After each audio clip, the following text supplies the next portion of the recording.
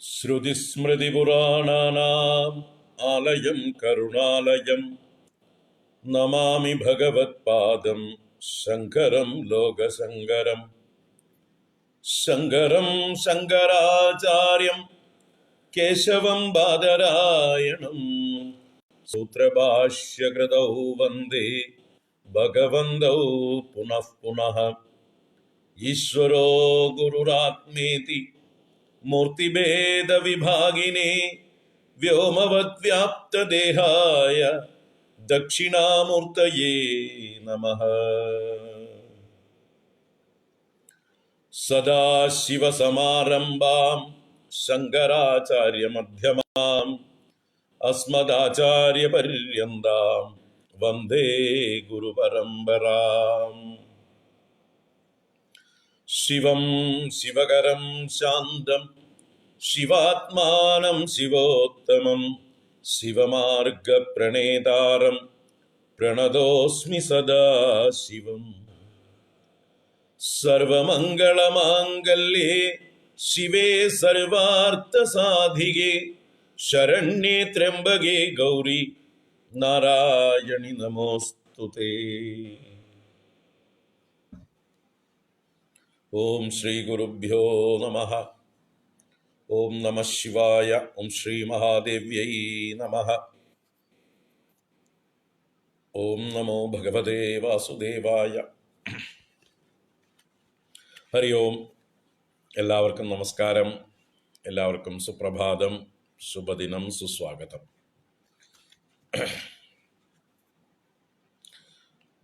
നമ്മുടെ ശങ്കരസ്തോത്ര തരംഗിണി പരമ്പരയിൽ ശിവഭുജംഗം എന്ന അതിമനോഹരമായിട്ടുള്ള ശിവസ്തുതിയാണ് നമ്മൾ ഇന്നലെ മുതൽ ആരംഭിച്ചത്. ഇന്നലെ ആദ്യത്തെ 2 ശ്ലോകങ്ങൾ കണ്ടു. 40 ശ്ലോകങ്ങളാണ് ആകെ ഉള്ളത്. നമ്മളിപ്പോൾ ദിവസവും 40 ശ്ലോകങ്ങളും ചൊല്ലുന്നില്ല. ഇന്നലെ ആരംഭത്തിൽ 40 ശ്ലോകങ്ങളും ചൊല്ലി കാണിച്ചു. ഇനി നമുക്ക് ഒരു ദിവസം 8 ശ്ലോകങ്ങൾ ചൊല്ലാം.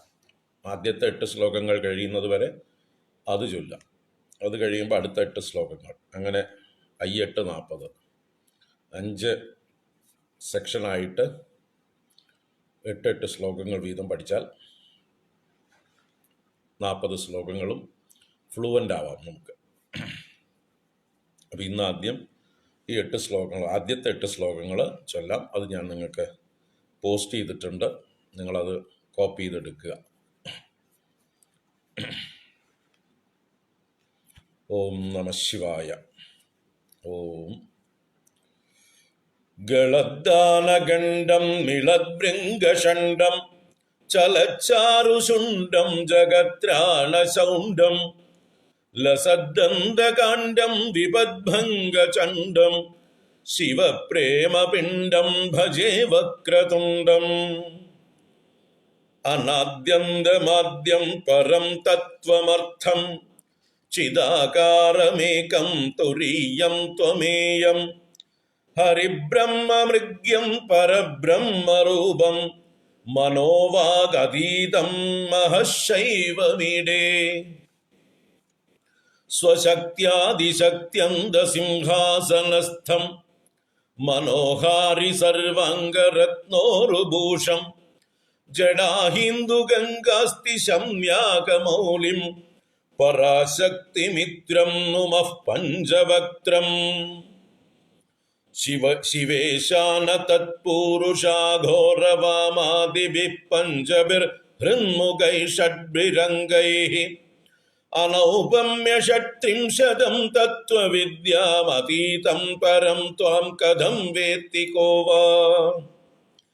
പ്രവാളപ്രവാഹ പ്രഭാശോണമർദ്ധം മരുത്വന്മണിശ്രീമഹശ്യാമമർദ്ധം ഗുണസ്യൂതമേതദ് വപുശൈവമന്ദസ്മരാമി സ്മരാപത്തി സമ്പത്തി ഹേതും.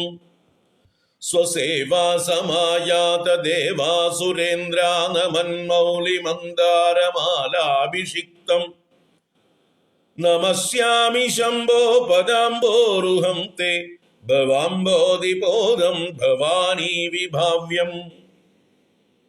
ജഗന്നാഥ മന്നാഥ ഗൗരീസനാഥ പ്രപന്നാനുകമ്പിൻ വിപന്നാർത്തിഹാരിൻ മഹസ്തോമമൂർത്തേ സമസ്തൈകബന്ധോ നമസ്തേ നമസ്തേ പുനസ്തേ നമോസ്തു.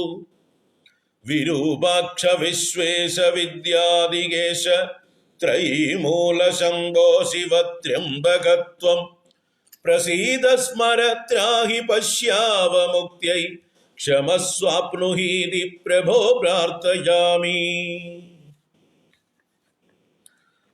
ഈ 8 ശ്ലോകങ്ങൾ ആദ്യം കഴിഞ്ഞിട്ട് അടുത്ത ശ്ലോകങ്ങളിലേക്ക് നമുക്ക് കടക്കാം. ഹരി ഓം. എല്ലാവർക്കും ഒരിക്കൽ കൂടെ സുസ്വാഗതം. നമ്മൾ ഇന്നലെ ഒന്നാമത്തെ ശ്ലോകം മംഗളാചരണം അതിഗംഭീരമായിരുന്നു അല്ലേ?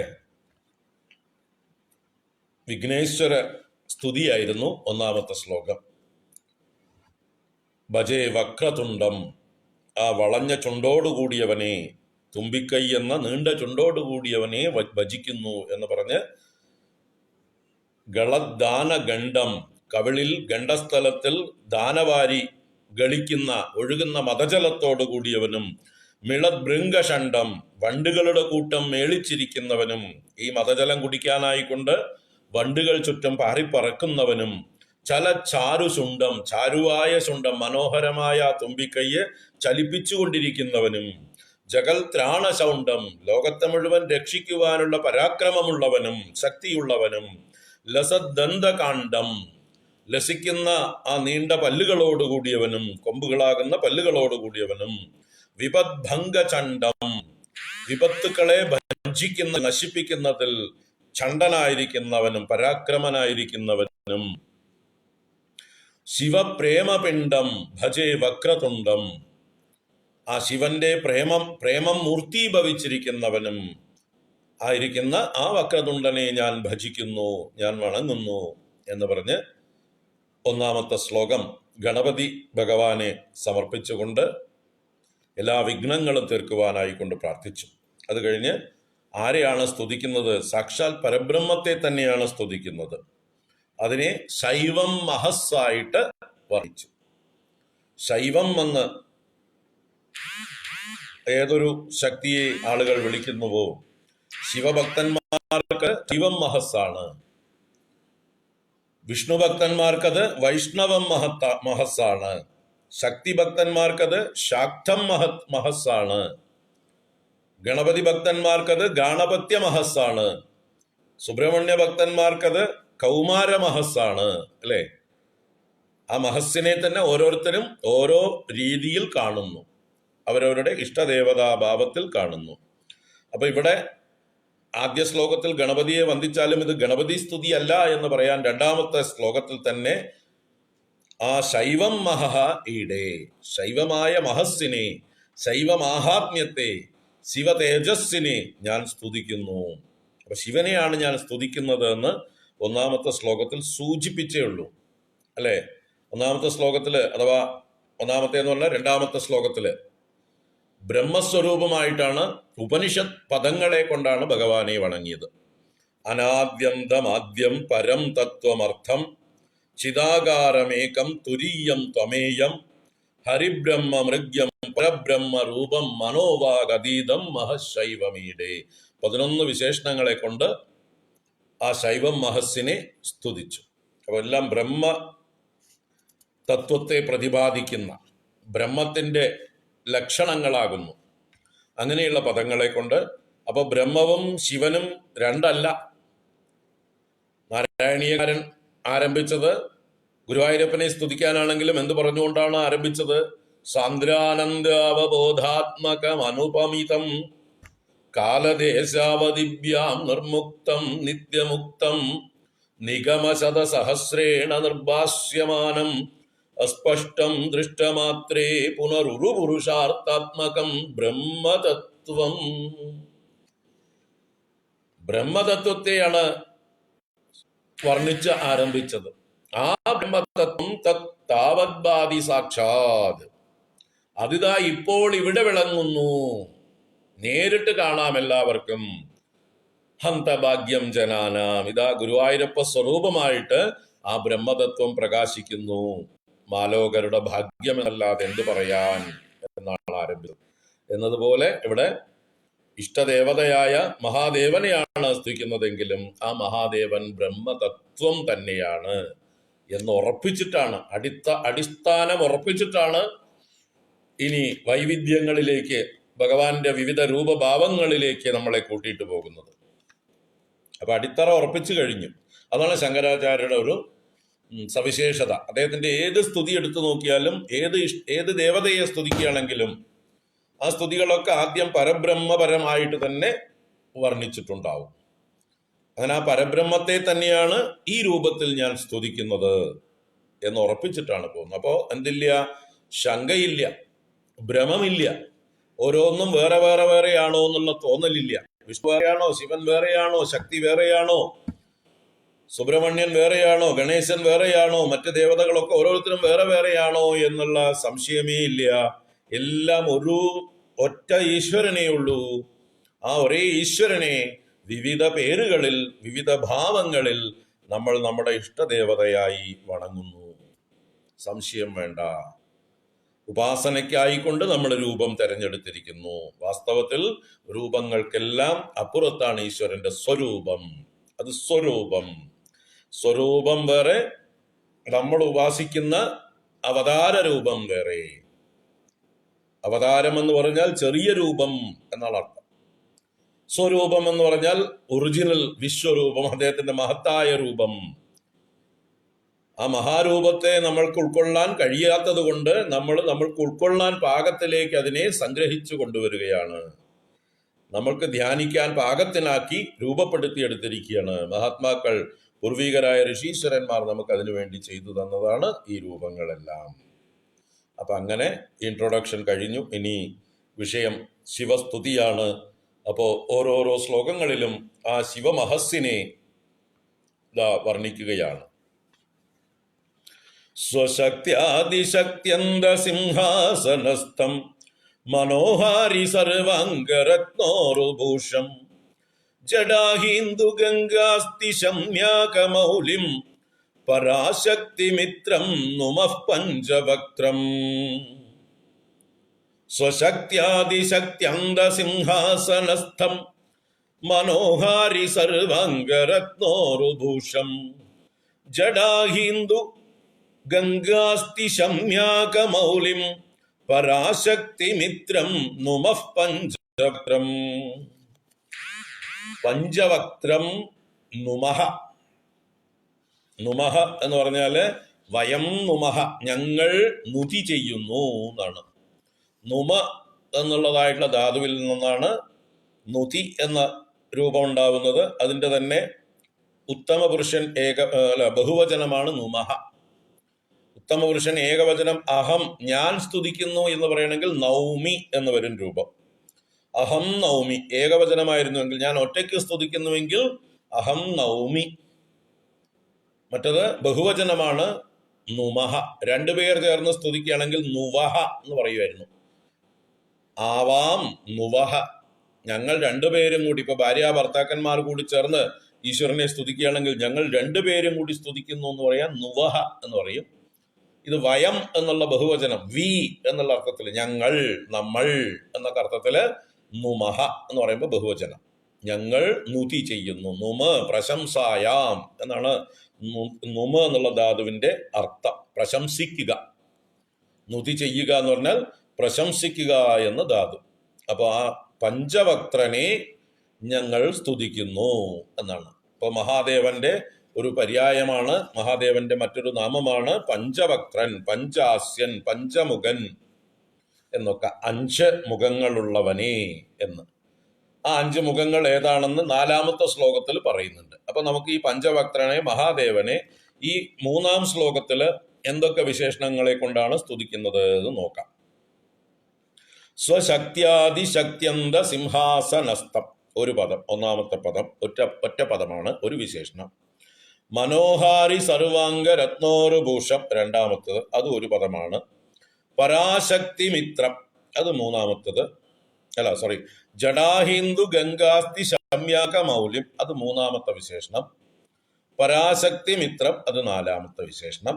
പഞ്ചവക്ത്രം എന്ന് പഞ്ചവക്ത്രനെ. അപ്പോ 4 വിശേഷണങ്ങൾ കൊണ്ട് പഞ്ചവക്ത്രനെ സ്തുതിക്കുന്നു എന്ന് പറയുകയുണ്ടായത്. അപ്പൊ ഏതൊക്കെയാണ് ആ 4 വിശേഷണങ്ങളെന്ന് ഓരോന്നും നമുക്ക് വിശകലനം ചെയ്ത് നോക്കാം. എന്താണ് പറയുന്നത് എന്ന്. സ്വശക്തിയാദി ശക്ത്യന്ത സിംഹാസനസ്ഥം ഒന്നാമത്തെ വിശേഷണം. അവിടെ സ്വശക്തിയ എന്നുള്ളതിനെ പിരിക്കാം. എന്നുവെച്ചാൽ അതൊരു തൃതീയ വിഭക്തിയാണ്. മഹാദേവനെ വിശേഷിപ്പിക്കുന്നതല്ല, വിശേഷിപ്പിക്കുന്നതിനോട് കണക്റ്റഡ് ആയിട്ടുള്ള പദമാണ്. ആദിശക്ത്യന്ത സിംഹാസനസ്ഥം എന്നാണ് അതിലെ വിശേഷണം. അതിൻ്റെ കൂടെ സ്വശക്തിയ എന്നും കൂടി തൃതീയ വിശേഷണം ചേർത്തിരിക്കുക, തൃതീയ വിഭക്തി. അപ്പൊ സ്വശക്തിയ എന്ന് പറഞ്ഞാൽ സ്വശക്തി കൊണ്ട്, സ്വന്തം ശക്തി കൊണ്ട് ആദിശക്ത്യന്ത സിംഹാസനസ്ഥം, ആദിശക്തിയാകുന്ന സിംഹാസനത്തിൽ, ആദിശക്തിയാകുന്ന അന്തസിംഹാസനസ്ഥം എന്ന് പറയുമ്പോൾ ഇവിടെ അന്തസിംഹാസനം എന്ന് അന്തശബ്ദം ശ്രേഷ്ഠമായിരിക്കുന്നതിനെ, ഏറ്റവും ഉന്നതമായതിനെ സൂചിപ്പിക്കാൻ വേണ്ടിയിട്ടാണ്. അപ്പോൾ ഉന്നതമായ സിംഹാസനത്തിൽ സ്ഥിതി ചെയ്യുന്നവനും. ഏതാ സിംഹാസനം? ആദിശക്തിയാകുന്ന സിംഹാസനം. ഏതാണ് ആദിശക്തി? ആദിശക്തി എന്ന് പറഞ്ഞാൽ മൂലപ്രകൃതി, മായ ഒക്കെ തന്നെയാണ് ആദിശക്തി. അപ്പൊ മായ കൊണ്ട് ഈ പ്രപഞ്ചത്തെ തന്നെ ഭഗവാൻ നിർമ്മിച്ചിരിക്കുകയാണ്. ആ പ്രപഞ്ചമാകുന്ന സിംഹാസനത്തിൽ മുഴുവൻ കുടികൊള്ളുകയാണ് ഭഗവാൻ. പ്രപഞ്ചം മുഴുവൻ വ്യാപിച്ച് കുടികൊള്ളുന്നവനാണ്. അതിന്റെ പ്രതീകമായിട്ട് ആദിശക്തി എന്ന് പേരിട്ടിട്ട് ഒരു സിംഹാസനം, ഒരു ആസനം, ഒരു ഇരിപ്പിടം, ആ ഇരിപ്പിടത്തിൽ ഇരിക്കുന്നു. അപ്പൊ ആ ഇരിപ്പിടം ഏതിന്റെ തത്വമാണ്? പ്രപഞ്ചത്തെ മുഴുവൻ പ്രതിനിധാനം ചെയ്യുന്നു. പ്രപഞ്ചത്തിൽ മുഴുവൻ കുടികൊള്ളുന്നവനാണ് ഈ മഹാദേവൻ. ഈ പ്രപഞ്ചത്തെ മുഴുവൻ ശിവമാക്കുന്നവനാണ് ഈ ശിവൻ.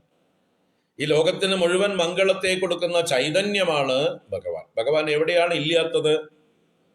പ്രകൃതിയിൽ മുഴുവൻ വ്യാപിച്ചിരിക്കുന്നു.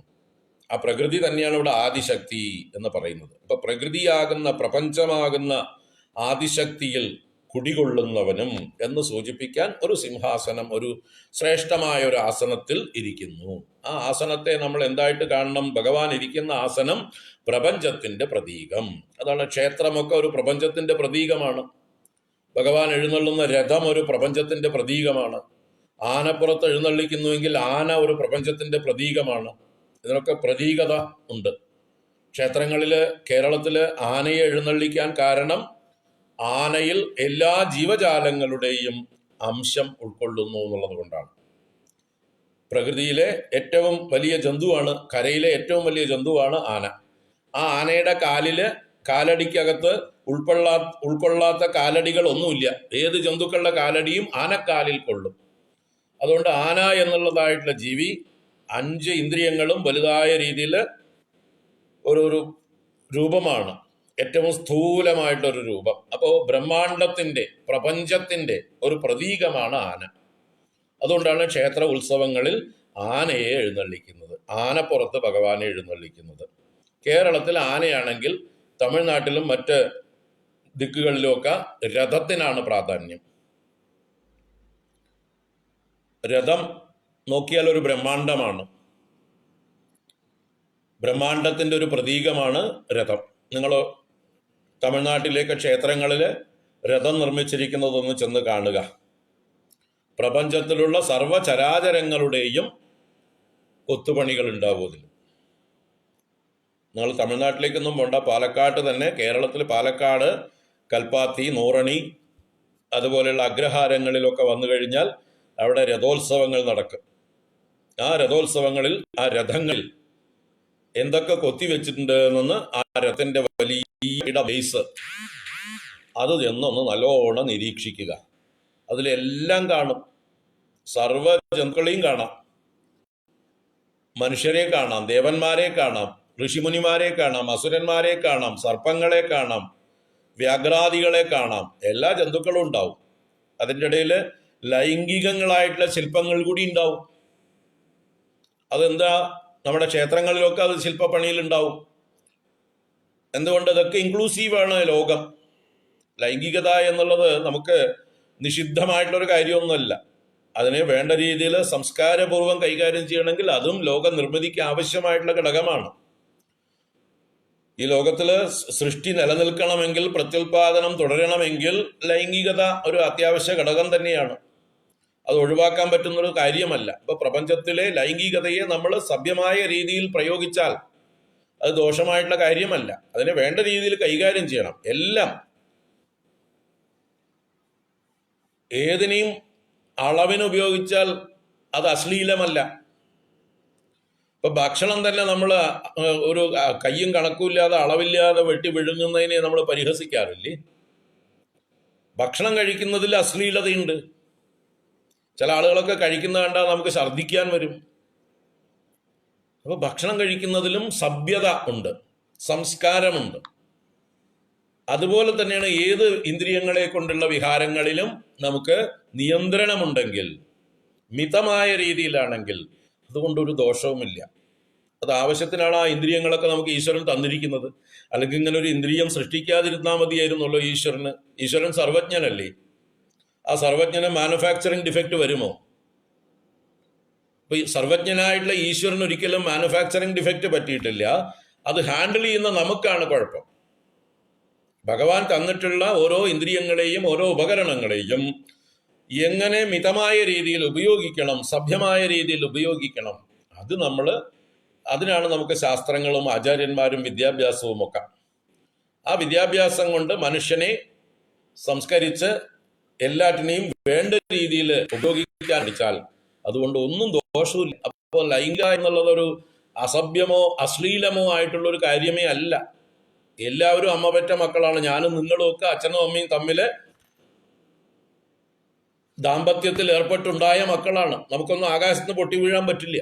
അപ്പൊ നമ്മുടെ അമ്മയും അച്ഛനും ചെയ്തത് അശ്ലീലമാണോ? നമ്മൾ ഓരോരുത്തരെയും സൃഷ്ടിച്ചത് അശ്ലീലമാണോ? അതിനെ നേരായ രീതിയിൽ, അതിൻ്റെ ഈശ്വരീയമായിട്ടുള്ള രീതിയിൽ കാണാതെ നമ്മുടേതായിട്ടുള്ള വൈകല്യങ്ങളോടുകൂടി കാണുമ്പോഴാണ് അത് അശ്ലീലമാകുന്നത്. മനസ്സിലാക്കുക. അപ്പൊ അതുകൊണ്ട് നമ്മുടെ ക്ഷേത്രങ്ങളിലും ഇതുപോലെയുള്ള രഥങ്ങളിലുമൊക്കെ ഇതുപോലെയുള്ള ഇല്ലേ, നമ്മുടെ ഖജുരാവോ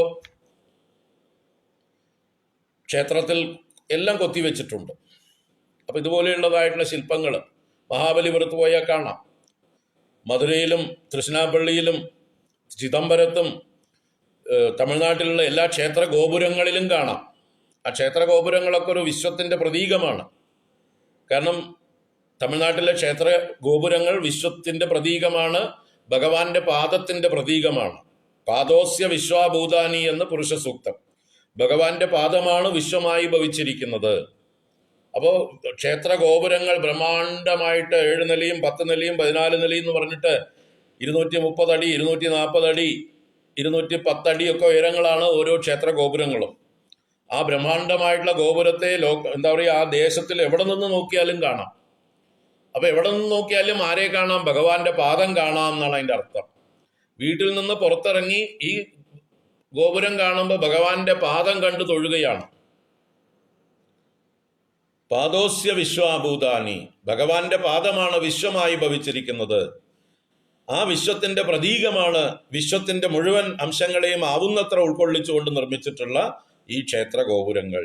അപ്പൊ ഗോപുരം കണ്ടാൽ ഭഗവാന്റെ പാദം കണ്ടു, ഭഗവാന്റെ പാദം കണ്ടാൽ വിശ്വം മുഴുവൻ കണ്ടു, വിശ്വത്തെ മുഴുവൻ തൊഴുതു. ബ്രഹ്മാണ്ഡമായിരിക്കുന്ന വിശ്വത്തെ മുഴുവൻ തൊഴുകയാണ്. ഏതിനെ നോക്കി തൊഴുമ്പോൾ? ഗോപുര ദർശനം. ക്ഷേത്ര ദർശനത്തെക്കാൾ മഹത്തായിട്ടുള്ള വിരാട് ദർശനമാണ് ഗോപുര ദർശനം. ആ ഗോപുര ദർശനത്തിന് വളരെ പ്രാധാന്യമുണ്ട്. അതുകൊണ്ട് ആ ക്ഷേത്രത്തിലെ ശ്രീകോവിലിനെക്കാട്ടിലും വലുതായിട്ട് ഗോപുരങ്ങൾ പണിതു വെച്ചിരിക്കുന്നത്. എൻട്രി ഗോപുരങ്ങൾ 4 ദിക്കിലും 4 ഗോപുരങ്ങൾ ഗംഭീരമായിട്ട് പണിതു വെച്ചിരിക്കുന്നത്. ഏത് ദേശത്തു നിന്ന് നോക്കിയാലും, എന്ന് വെച്ചാൽ അവരുടെ ഗ്രാമത്തിൽ നിന്ന് എവിടെ നിന്ന് നോക്കിയാലും ഈ ഗോപുരം കാണാം. അവരുടെ ഗ്രാമത്തിന്റെ കേന്ദ്രം, ഹൃദയം എന്ന് പറയുന്നത് ഈ ക്ഷേത്ര ഗോപുരങ്ങളാണ്, ക്ഷേത്രങ്ങളാണ്. അപ്പം ആ വിശ്വത്തിന്റെ പ്രതീകമാണ് ഈ ക്ഷേത്രങ്ങൾ.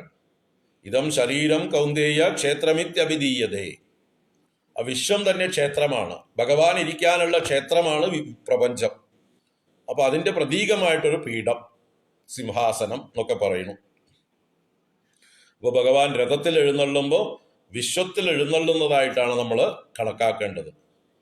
ഭഗവാൻ പ്രവേശിക്കുമ്പോഴേ വിശ്വത്തിന് സചേതനത്വം ഉള്ളൂ. രഥോത്സവങ്ങളുടെ തത്വം അതാണ്.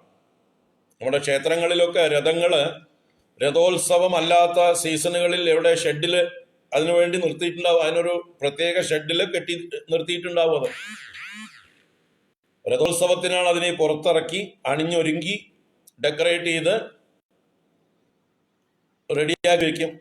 ആ രഥോത്സവത്തിൽ ഭഗവാന്റെ രഥാരോഹണം എന്നുള്ളതായിട്ടുള്ള സന്ദർഭത്തില് ഭഗവാൻ ആരോഹണം ചെയ്യുന്നതോട് കൂടിയിട്ടാണ് ആ രഥം ഉരുളാൻ തുടങ്ങുക.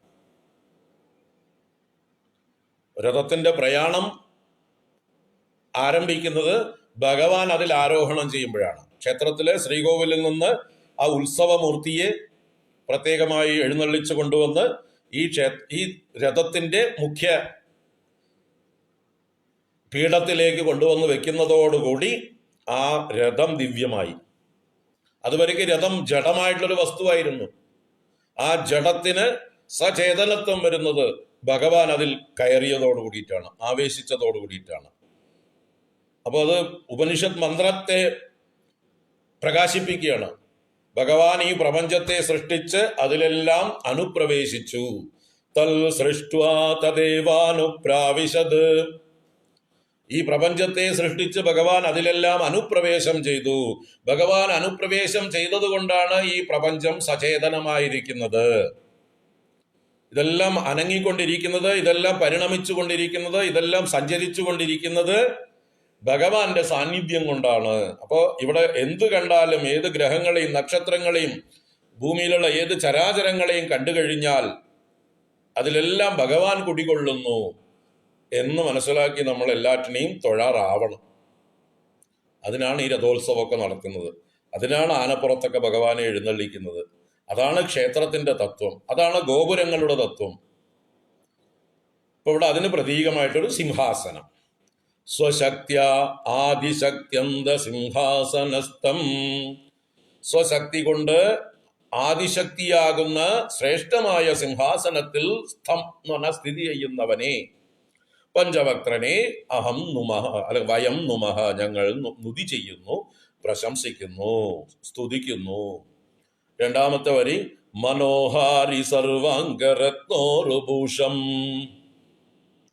മനോഹാരി സർവാംഗരത്നോരുഭൂഷം. മനോഹാരി എന്ന് പറഞ്ഞാൽ മനസ്സിനെ ഹരിക്കുന്നത്, മനസ്സിനെ ഹഠാത് ആകർഷിക്കുന്നത് എന്നർത്ഥം. അങ്ങനെയുള്ള സർവ അംഗരത്ന ഉരുഭൂഷം. സർവ അംഗങ്ങളിലും അവയവങ്ങളിലും രത്നങ്ങളെ കൊണ്ടുള്ള മഹത്തായ വിലമതിക്കാനാവാത്ത ഭൂഷണങ്ങൾ അണിഞ്ഞവനും. അപ്പൊ ഭഗവാന് രത്നാദി ഭൂഷണങ്ങളൊക്കെ അണിയുന്നതിന് യാതൊരു ദാരിദ്ര്യമില്ല. കാരണം സാക്ഷാൽ കുബേരൻ പോലും ഭഗവാന്റെ ഭൃത്യനാണ്. കുബേരന് പോലും ധനം കൊടുക്കുന്നത് ഭഗവാനാണ്.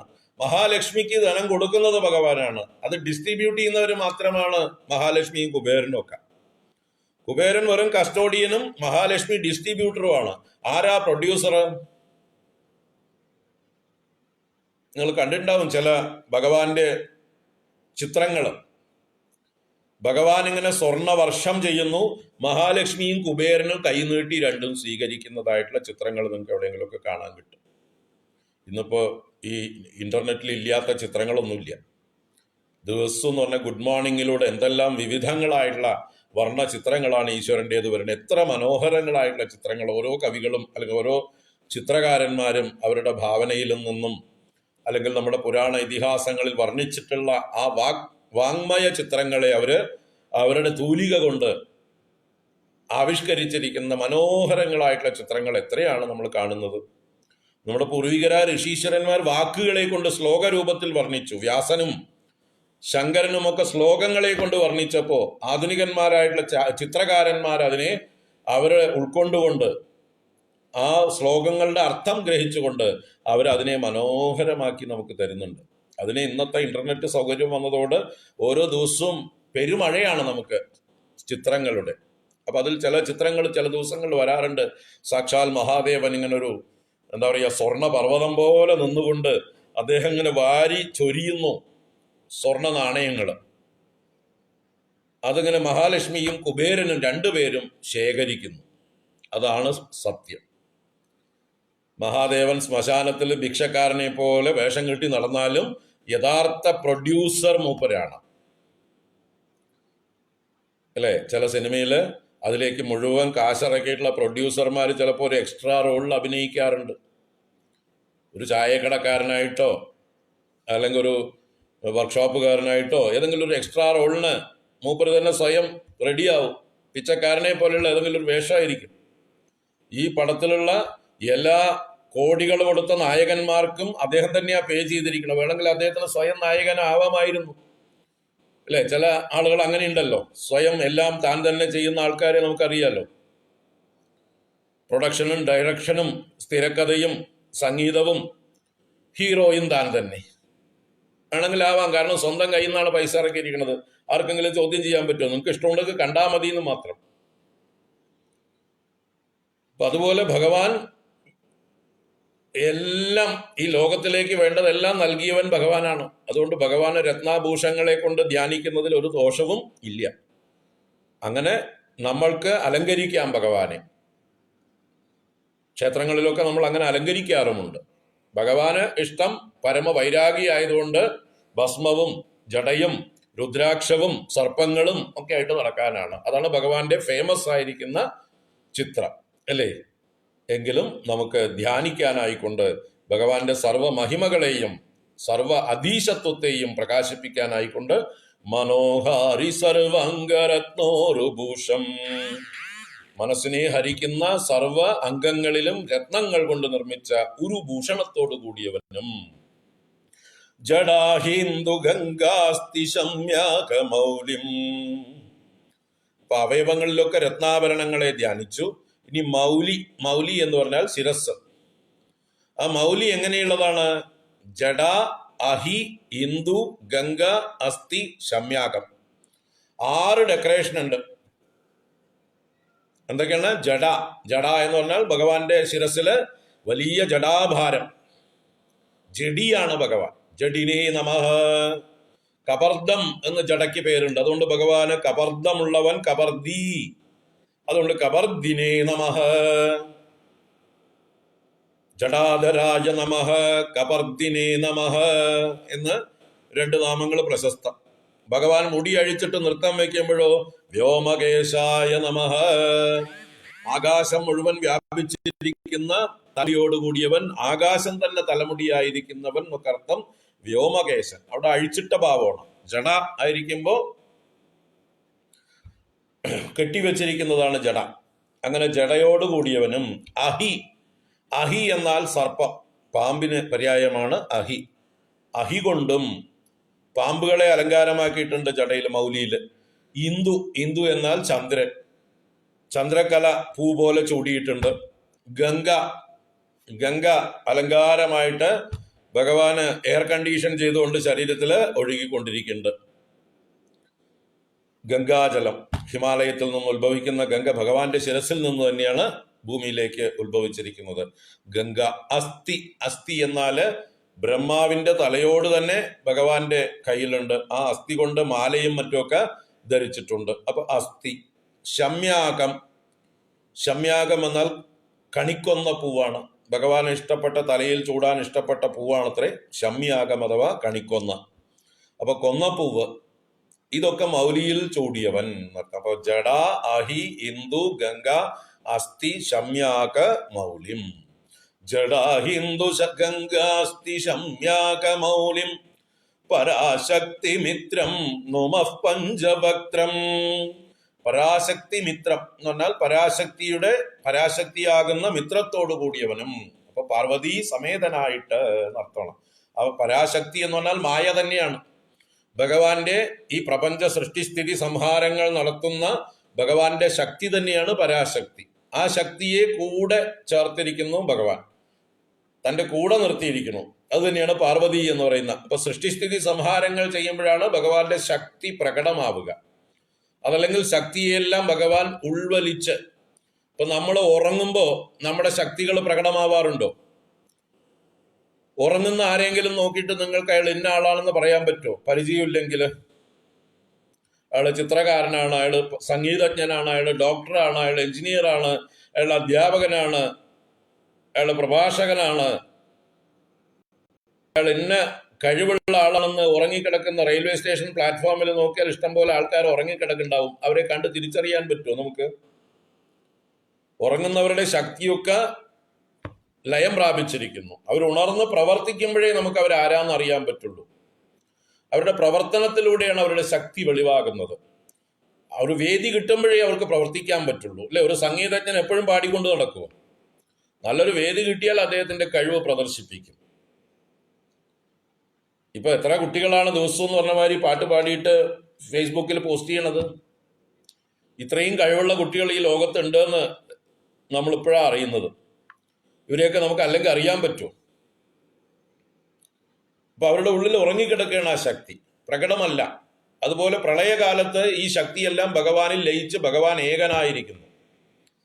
സൃഷ്ടികാലത്താണ് ഭഗവാന്റെ ശക്തി പ്രകടമാകുന്നത്. അപ്പൊ ദേവിയോട് കൂടിയിട്ടാണ് ഭഗവാന്റെ സൃഷ്ടി. അപ്പൊ സൃഷ്ടികാലത്ത് ഭഗവാൻ പാർവതീ സമേതനായിരിക്കുന്നു, ആ പരാശക്തി സമേതനായിരിക്കുന്നു. അപ്പൊ നമ്മളൊക്കെ സ്തുതിക്കുന്നത് സൃഷ്ടിയുള്ളത് കൊണ്ടാണ്, നമ്മൾ ദ്വൈതമുള്ളത് കൊണ്ടാണ് ഈശ്വരൻ സ്തുതിക്കപ്പെടുന്നവനും സ്തുതിക്കുന്ന ഞാനും എന്നുള്ളതായിട്ടുള്ള ഭേദബുദ്ധി ഉണ്ട് നമുക്ക്. അപ്പൊ സൃഷ്ടിയുണ്ട്. സൃഷ്ടിയെ അംഗീകരിക്കുമ്പോൾ സൃഷ്ടിക്ക് ശക്തി ആവശ്യമാണ്. ആ ശക്തിയാണ് ഇവിടെ പരാശക്തി എന്ന് പറയുന്നത്. ഭഗവാന്റെ തന്നെ ശക്തി തന്നെയാണ്, അതിന് വേറൊരു രൂപം കൊടുത്ത് ഭഗവാനോട് ചേർത്ത് നിർത്തിയിരിക്കണം. അല്ലെങ്കിൽ അർദ്ധനാരീശ്വരനായിട്ട് ഭഗവാനോട് ചേർന്നിരിക്കുന്ന ശക്തിയെ നമ്മൾ സ്തുതിക്കുന്നു. ഭഗവാനിൽ നിന്ന് ഭിന്നമല്ല വാസ്തവത്തിൽ ഈ ശക്തി. അങ്ങനെയുള്ള പരാശക്തി മിത്രം, പരാശക്തിയോട് കൂടിയവനുമായിട്ടുള്ള പഞ്ചവക്ത്രനെ ഞാൻ നുതി ചെയ്യുന്നു, അല്ലെങ്കിൽ ഞങ്ങൾ സ്തുതിക്കുന്നു. വയം നുമഹ. നുമഹ എന്ന് പറയുമ്പോൾ കർത്താവ് വയം, വയം എന്ന് പറഞ്ഞാൽ ഞങ്ങൾ എന്ന് ബഹുവചനമാണ്, പ്ലൂറൽ.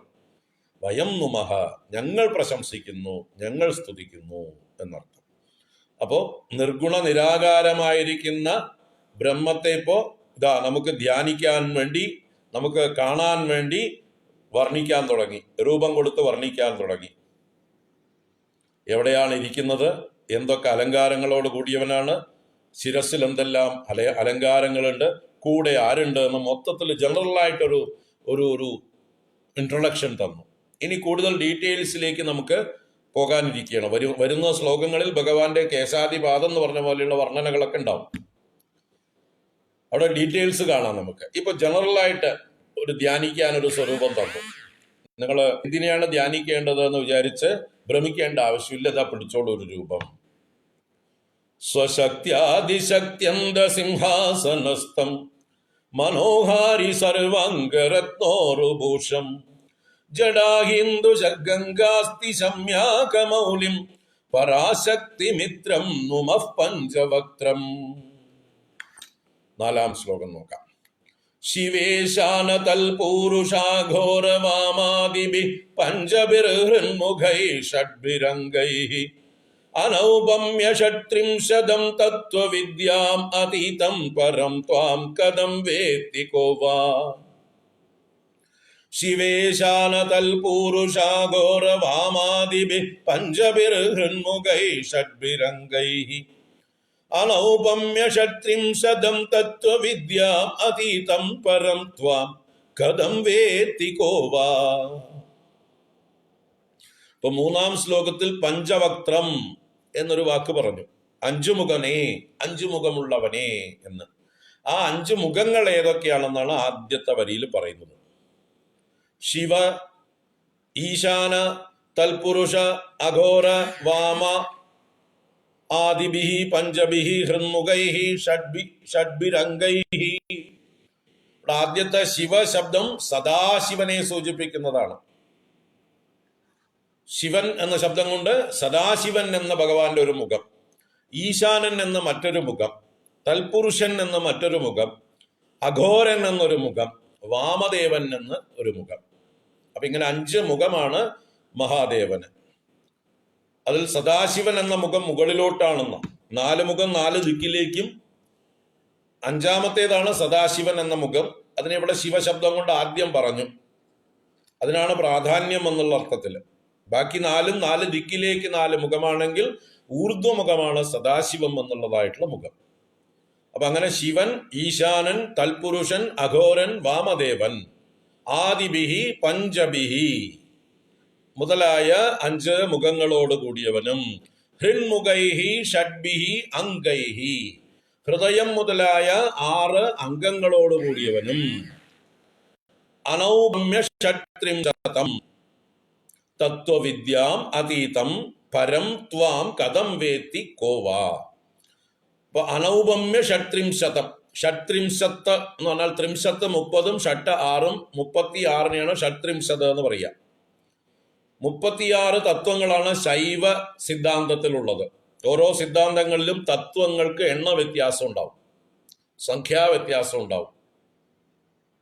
ശൈവന്മാരുടെ സംഖ്യയല്ല ശാക്തേയന്മാരുടെ, ശാക്തേയന്മാരുടെ അല്ല വൈഷ്ണവന്മാരുടെ, വൈഷ്ണവന്മാരുടെ അല്ല സാഖ്യന്മാരുടെ, സാഖ്യന്മാരുടെ അല്ല വൈശേഷികന്മാരുടെ.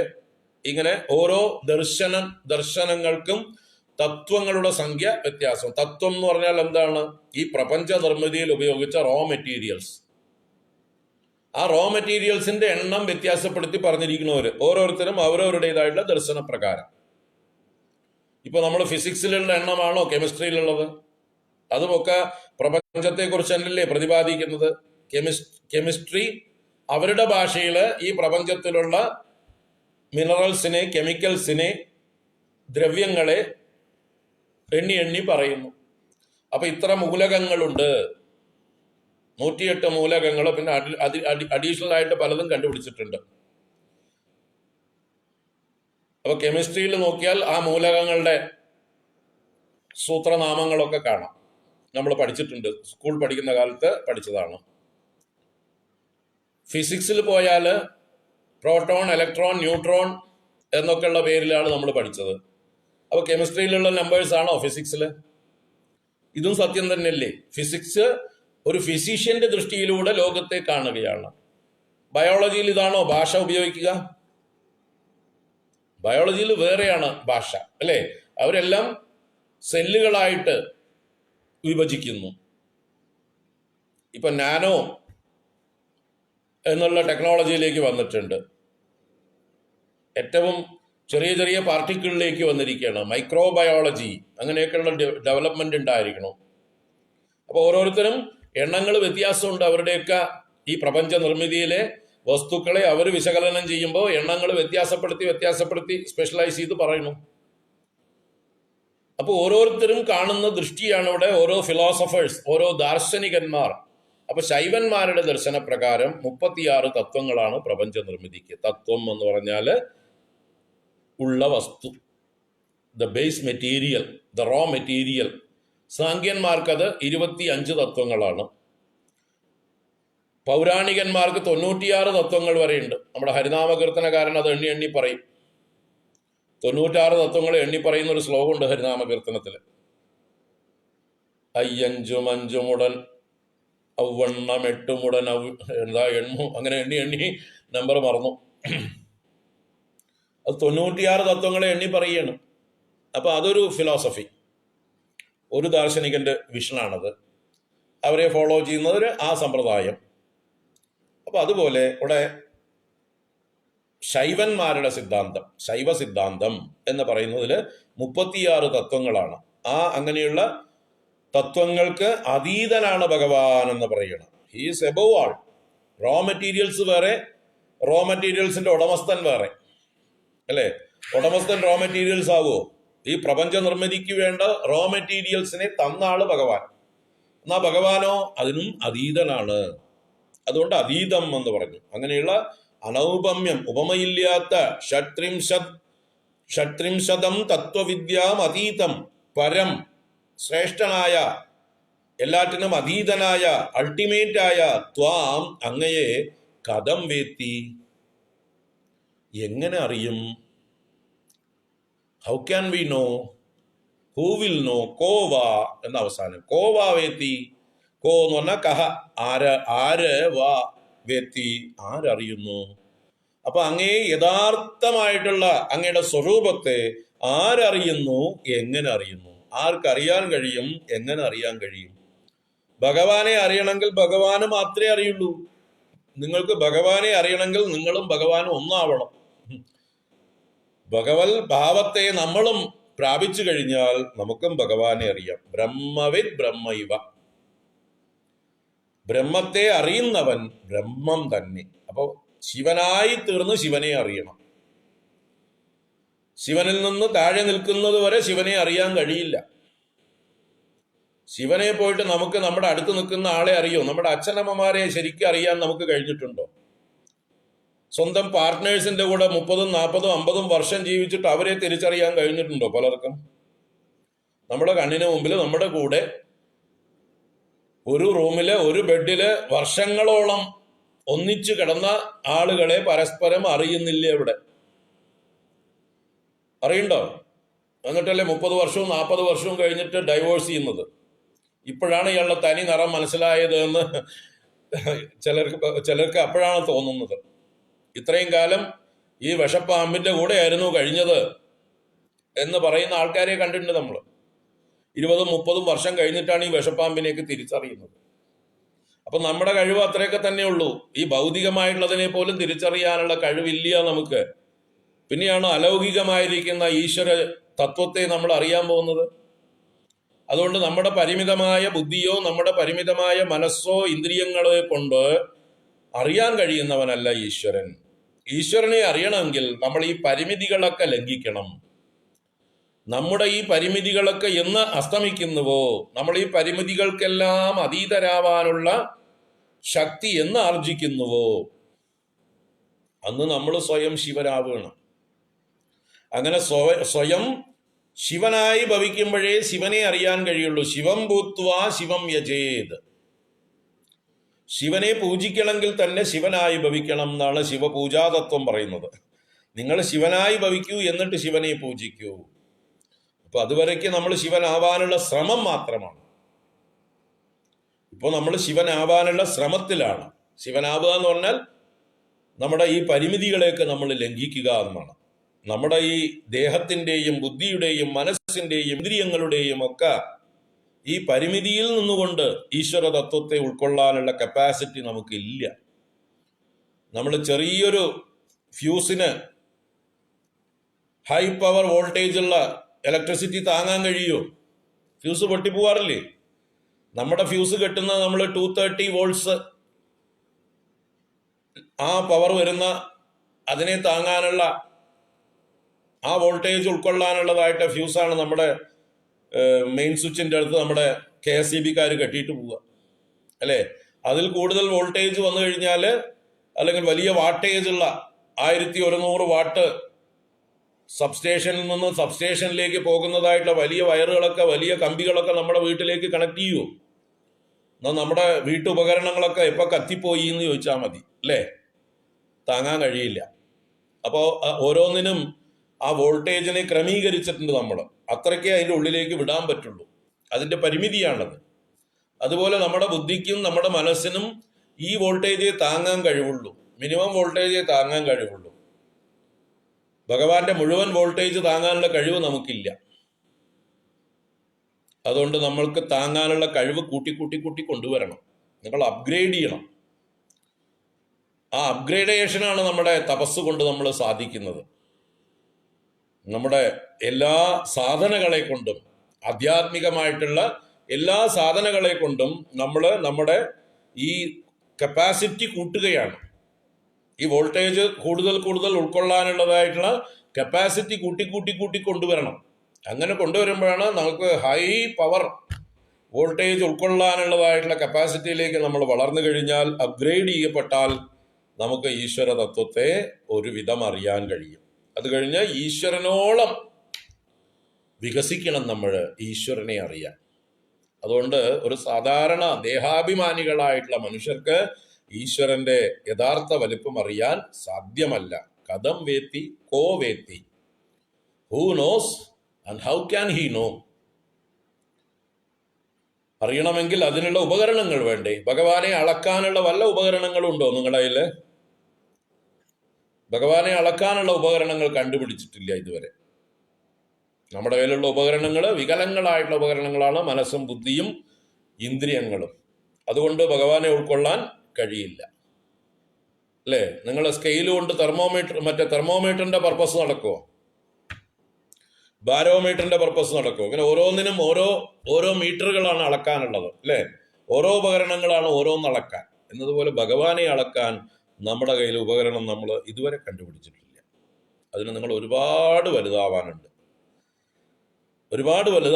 ആ വലുതാവാനുള്ള ശ്രമം തുടരുക. അതാണ് നമ്മുടെ എല്ലാ സാധനകളും നമ്മളെ സ്വയം ഈശ്വരനെ അറിയാനുള്ളതായിട്ടുള്ള വലുപ്പത്തിലേക്ക് കൊണ്ടുപോകുക. ഇവിടെ ഭഗവാന്റെ 5 മുഖങ്ങളെ ആദ്യം പറഞ്ഞു. ശിവ അഥവാ സദാശിവ, ഈശാന, തൽപുരുഷ, അഘോര, വാമദേവാദിഭിഹി പഞ്ചഭിഹി. 5 മുഖങ്ങൾ: സദാശിവൻ, ഈശാനൻ, തൽപുരുഷൻ, അഘോരൻ, വാമദേവൻ. ഈ സദാശിവനെ തന്നെ സദ്യോജാതൻ എന്നും കൂടെ പറയാറുണ്ട്. ശിവനെ സദ്യോജാതൻ എന്ന് പറയും. അപ്പൊ നമ്മുടെ ക്ഷേത്രങ്ങളിലൊക്കെ, ശിവക്ഷേത്രങ്ങളിലൊക്കെ ദീപാരാധനാദികളൊക്കെ നടത്തുമ്പോൾ ഈ പറഞ്ഞ 5 മുഖങ്ങളിൽ ഭഗവാനെ ആരാധിക്കുന്ന മന്ത്രങ്ങളുണ്ട്. മന്ത്രപുഷ്പം എന്ന് പറയുന്ന ആ മന്ത്രപുഷ്പങ്ങളെ കൊണ്ട് ഭഗവാന് അർച്ചിക്കുന്നതായിട്ടുള്ള സമയത്ത് സദ്യോജാതം പ്രപദ്യാമി സദ്യോജാതായ വൈ നമോ നമഃ, ഭവേ ഭവേനാതി ഭവേ ഭവസ്വമാം ഭവോദ്ഭവായ നമഃ. അത് സദ്യോജാതനെ സ്തുതിച്ച മന്ത്രമാണ്. അത് കഴിഞ്ഞ് വാമദേവനെ സ്തുതിക്കുന്ന മന്ത്രമുണ്ട്. വാമദേവായ നമോ ജ്യേഷ്ഠായ നമ ശ്രേഷ്ഠായ നമോ രുദ്രായ നമ കാലായ നമ കലവികരണായ നമോ ബലവികരണായ നമോ ബലായ നമോ ബലപ്രമദനായ നമ സർവഭൂതദമനായ നമോ മനോന്മനായ നമഃ. ഇത് വാമദേവ മുഖത്തെ ആരാധിക്കണം. ഇതൊക്കെ ആരതികളൊക്കെ കാണിക്കുമ്പോൾ ചൊല്ലുന്നത് നിങ്ങൾക്ക് ക്ഷേത്രത്തിൽ, ശിവക്ഷേത്രത്തിൽ പോയാൽ കേൾക്കാം. തമിഴ് ബ്രാഹ്മണ സമ്പ്രദായത്തിലുള്ള പൂജകളിൽ ഈ മന്ത്രങ്ങളൊക്കെ ചൊല്ലിയിട്ടാണ് അവർ ആരാധിക്കുക. കർപ്പൂര ആരതിയൊക്കെ കാണിക്കുമ്പോൾ ചൊല്ലുന്നത് കേൾക്കാം. അഘോരേഭ്യോ ദഘോരേഭ്യോ ഘോര ഘോരതരേഭ്യഃ സർവേഭ്യ സർവശർവേഭ്യോ നമസ്തേ അസ്തു രുദ്രരൂപേഭ്യഃ. ഇത് അഘോരമുഖത്തെ ആരാധിക്കുകയാണ്. തൽപുരുഷ മുഖത്തെ ആരാധിക്കുന്ന മന്ത്രമാണ് തൽപുരുഷായ വിദ്മഹേ മഹാദേവായ ധീമഹി തന്നോ രുദ്ര പ്രചോദയാത്. അത് കഴിഞ്ഞ് ഈശാനൻ എന്ന മുഖത്തെ ആരാധിക്കുകയാണ്. ഈശാന സർവവിദ്യാനാം ഈശ്വര സർവഭൂതാനാം ബ്രഹ്മാധിപതിർ ബ്രഹ്മണോധിപതിർ ബ്രഹ്മാ ശിവോ മേ അസ്തു സദാശിവോ. അവസാനം മഹാദേവന് മൊത്തത്തിൽ നമോ ഹിരണ്യബാഹവേ ഹിരണ്യവർണായ ഹിരണ്യരൂപായ ഹിരണ്യപതയംബികാപതയ ഉമാപതയേ പശുപതയേ നമോ നമഃ. ഇനിയെങ്കിലും തമിഴ് ക്ഷേത്രങ്ങളിൽ ചെല്ലുമ്പോൾ ശിവാരാധന മന്ത്രങ്ങളൊന്ന് ശ്രദ്ധിക്കുക. ഈ 5 മുഖങ്ങളെ വർണ്ണിക്കുന്ന മന്ത്രങ്ങളാണ്. അപ്പൊ ഇങ്ങനെ ഈശാനം, തൽപുരുഷം, അഘോരം, വാമദേവം, സദ്യോജാതം അല്ലെങ്കിൽ സദാശിവം എന്ന് പറയുന്ന 5 മുഖങ്ങൾ. അത് 4 മുഖങ്ങൾ 4 ദിക്കിലേക്ക്, 5ാമത്തെ മുഖം ഊർധ്വമുഖമായിട്ട്, അങ്ങനെയുള്ളൊരു സങ്കല്പം. ഭഗവാൻ പഞ്ചമുഖൻ, പഞ്ചാസ്യൻ എന്ന് ഭഗവാന്റെ പേര്. അപ്പൊ ശിവ, ഈശാന, തൽപുരുഷ, അഘോര, വാമദേവാദിഭിഹി പഞ്ചഭിഹി ഹൃന്മുഖൈഹി ഷഡ്ഭിഹി അംഗൈഹി. ഹൃന്മുഖം എന്ന് പറഞ്ഞാൽ ഹൃന്മുഖൻ ഹൃദയം മുതലായിട്ടുള്ള, ഷഡ്ഭിഹി അംഗൈഹി 6 അംഗങ്ങളോട് കൂടിയവനും. അപ്പൊ ഹൃദയം മുതൽ എന്ന് പറയുമ്പോൾ ഏതൊക്കെയാണ് അംഗങ്ങള്? ഹൃദയം, പിന്നെ കൈകാലുകൾ, കയ്യ് കാല്, അത് കൈകൾ 2, കാലുകൾ 2, ശിരസ്, പൃഷ്ഠം, ഉദരം, പിന്നെ ഹൃദയം. ഹൃദയത്തിനാണ് ഇവിടെ ഹൃന്മുഖം എന്ന് പറഞ്ഞത്. ഹൃദയം മുതലായ. അപ്പൊ പൃഷ്ഠം എന്നാൽ അരക്കെട്ട്, ഉദരം എന്ന് പറഞ്ഞാൽ വയറ്, ശിരസ്, കയ്യ്, കാല്, ഇങ്ങനെ 5 ഹൃദയവും ചേർത്ത് 6 അവയവങ്ങളോട് കൂടി, എന്ന് വെച്ചാൽ ഒരു പൂർണ്ണ ശരീരത്തെ തന്നെ ഇവിടെ 6 അവയവങ്ങളായിട്ട് എടുത്തു പറഞ്ഞു. 6 ഘട്ടങ്ങളായിട്ട്, 6 ഖണ്ഡങ്ങളായിട്ട് പറഞ്ഞു. അങ്ങനെ ഹൃന്മുഖൈഹി ഷഡ്ഭിഹി അംഗൈഹി. അപ്പോ അംഗപ്രത്യംഗങ്ങളുള്ള ഒരു മൂർത്തിയാണ് ഇവിടെ ആരാധിക്കുന്നത്.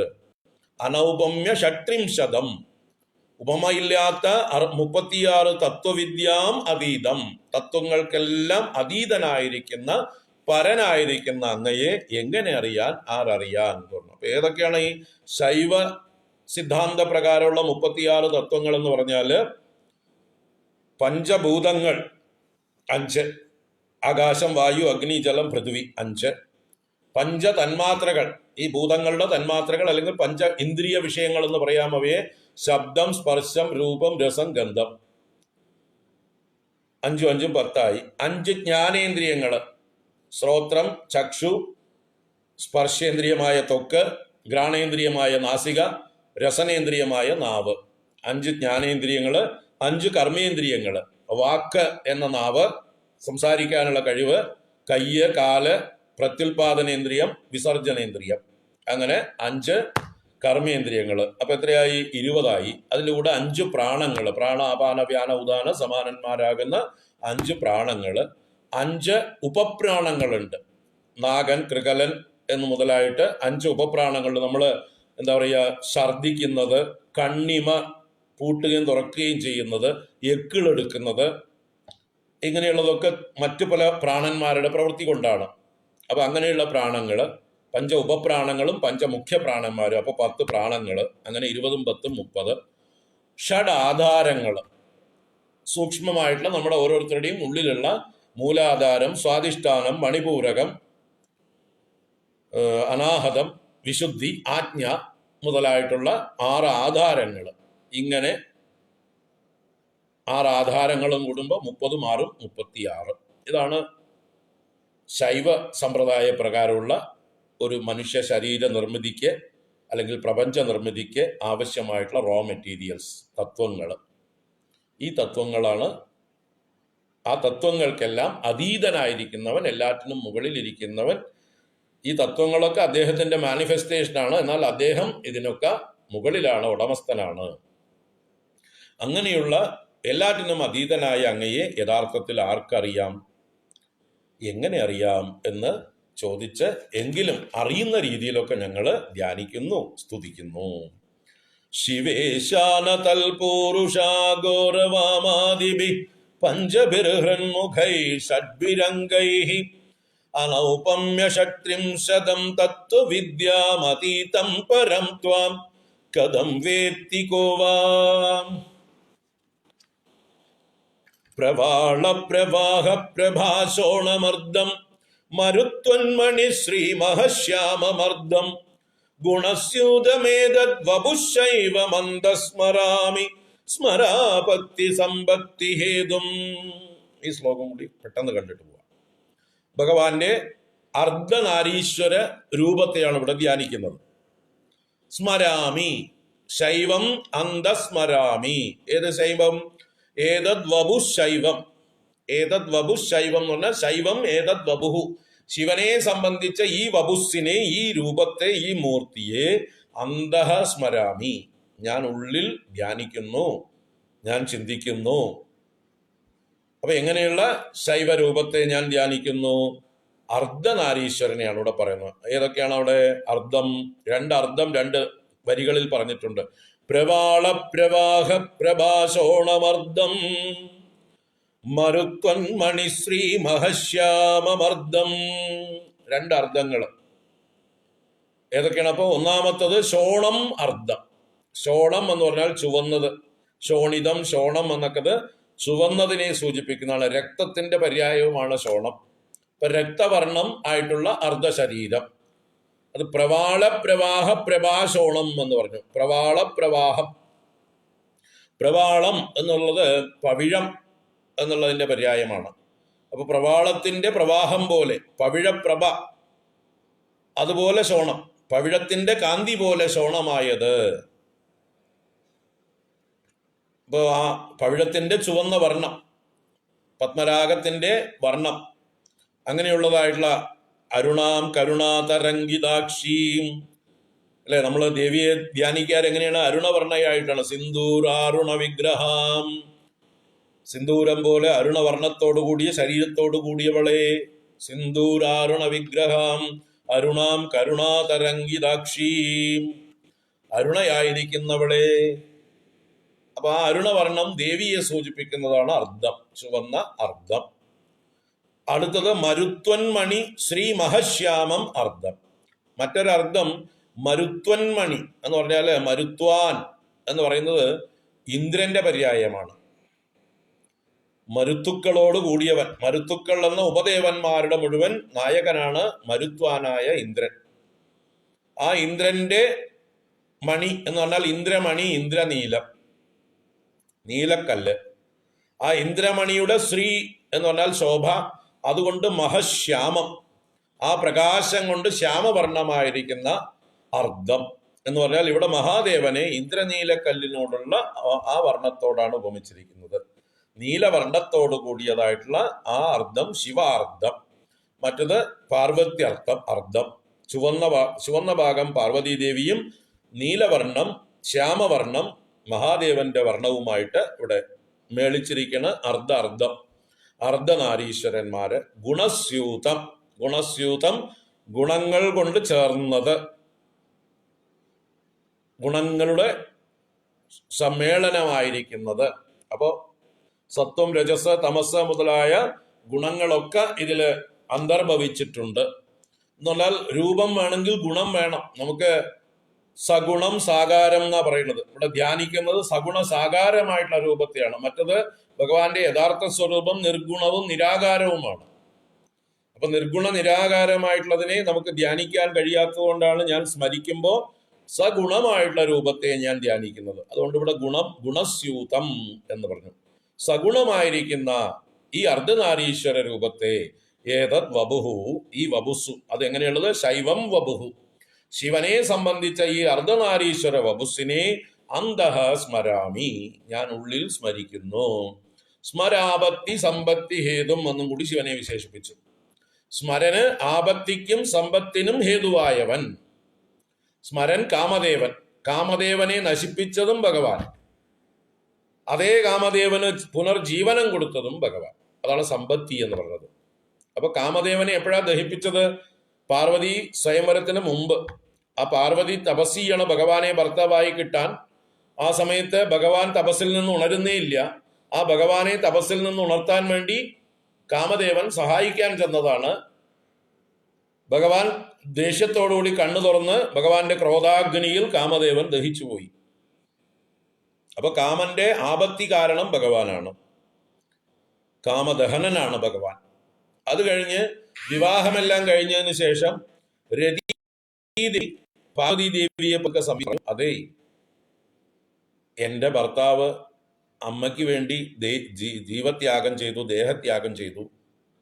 അപ്പോ ഞാനിപ്പോ വിധവയായി, അമ്മ സുമംഗലിയുമായി, ഇത് മര്യാദയാണോ എന്ന മട്ടില് ചെന്ന് റെക്കമെൻഡ് ചെയ്യാൻ പറഞ്ഞു. ഭഗവാനോട് തന്നെ തന്റെ ഭർത്താവിനെ പുനർജീവിപ്പിക്കാനായിട്ട് ആവശ്യപ്പെട്ടു.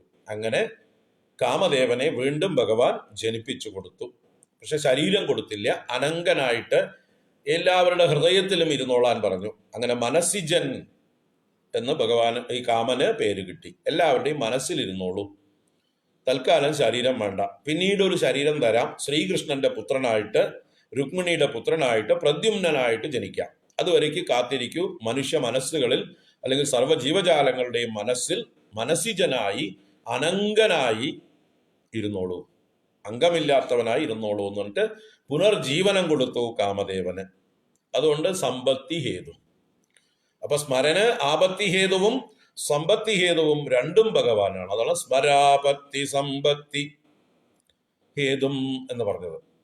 അപ്പോ ആ ശൈവം വപുഹു അന്തഃ സ്മരാമി, ആ ശിവവപുസിനെ ഞാൻ ഉള്ളിൽ ധ്യാനിക്കുന്നു. അതാണ് ഇവിടുത്തെ വിഷയം. അർദ്ധനാരീശ്വരനായ ആ ശിവമൂർത്തിയെ ഞാൻ ഉള്ളിൽ ധ്യാനിക്കുന്നു. ആ ശിവമൂർത്തി ആദ്യം കാമദേവനെ ദഹിപ്പിച്ചു, പിന്നെ അർദ്ധനാരീശ്വരനായ ശേഷം ആ കാമനെ ജനിപ്പിക്കുകയും ചെയ്തു.